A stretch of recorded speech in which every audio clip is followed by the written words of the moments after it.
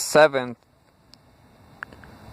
critical and imaginative works are answers to questions posed by the situation in which they arose. They are not merely answers, they are strategic answers, stylized answers. For there is a difference in style or strategy. If one says yes in tonalities that apply thank God, or in tonalities that imply alas, so I should propose an initial working distinction between strategies and situations, whereby we think of any work of critical or imaginative cast as the adopting of various strategies for the encompassing of situations. These strategies size up the situations, name their structure and outstanding ingredients, and name them in a way that contains an attitude towards them. This point of view does not by any means vow us to personal or historical subjectivism. The situations are real. The strategies for handling them have public content, insofar as situations overlap from individual to individual, or from the historical period to another. The strategies possess universal relevance. Kenneth Burke, The Philosophy of Literary Form. As both science and ideology are critical and imaginative works, that is symbolic structures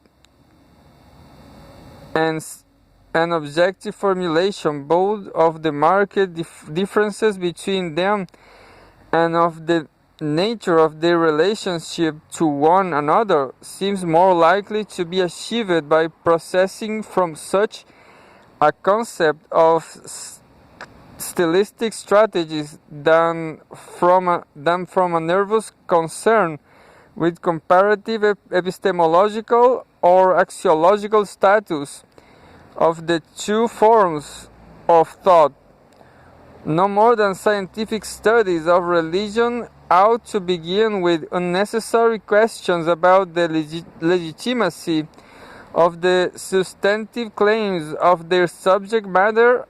All scientific studies of ideology to begin with such questions.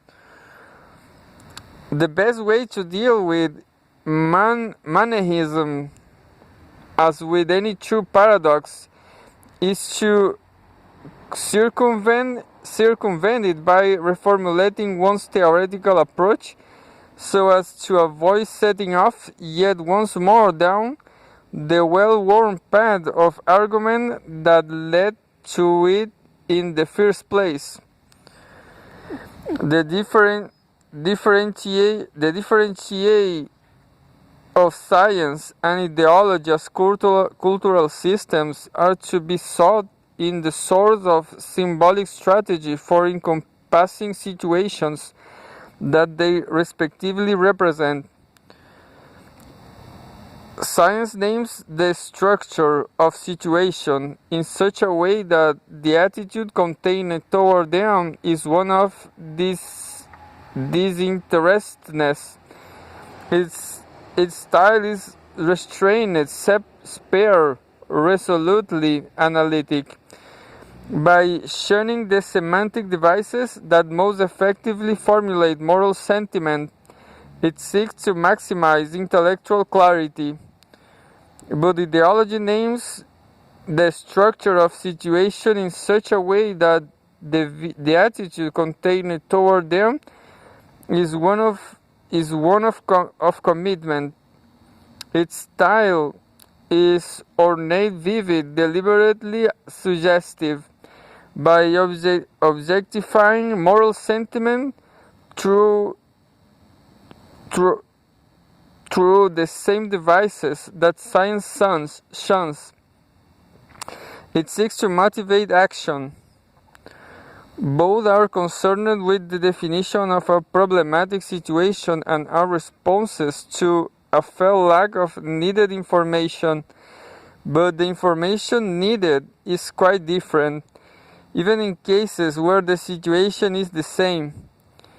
An ideologist is no more a poor social scientist than a social scientist is a poor ideologist. The two are, or at least they ought to be, in quite different lines of work, lines so different that little is gained and much obscured by measuring the activities of the one against the aims of the other. Where science is the diagnostic, the critical dimension of culture, ideology is the justificatory, the apologetic one. It refers to that part of culture which is actively concerned with the establishment and defense of patterns of belief and value. That there is natural tendency for the two to clash, particularly when they are directed to the interpretation of the same range of situations in those clear, but that the clash is inevitable and that the findings of social science necessarily will undermine the validity of the beliefs and values that ideology has chosen to defend and propagate seem most dubious assumptions. An attitude at once critical and apologetic toward the same situation is no intrinsic contradiction in terms. However, often it may in fact turn out to be an empirical one, but a sign of a certain level of intellectual sophistication. One remembers the story, probably Ben Trovato, to the effect that when Churchill had finished his famous rally of isolated England, "We shall fight on the beaches, we shall fight on the landing grounds, we shall fight in the fields and in the streets, we shall fight in the hills." He turned to an eye and whispered, "And he shall hit them over the head with soda water bottles, because we haven't any guns." The quality of social rhetoric of ideology is thus not proof that the vision of socio-psychological reality upon which it is based is false, and that it draws persuasive power from any discrepancy between what is believed and what can now or someday be established as scientifically correct. That it may indeed lose touch with reality in an orgy of acoustic fantasy, even that in situations where it is left uncriticized by either a free science or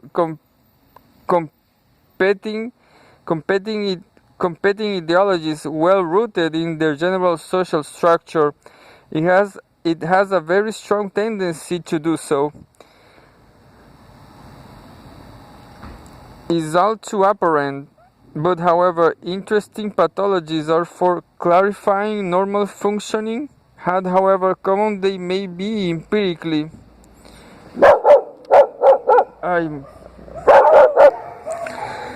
That it may indeed lose touch with reality in an orgy of autistic fantasy.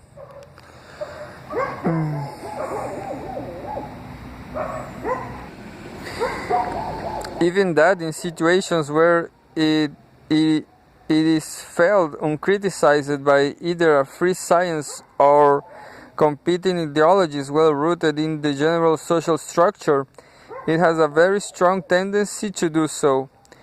It is all too apparent, but however interesting pathologies are for clarifying normal functioning, and however common they may be empirically, they are misleading as prototypes of it.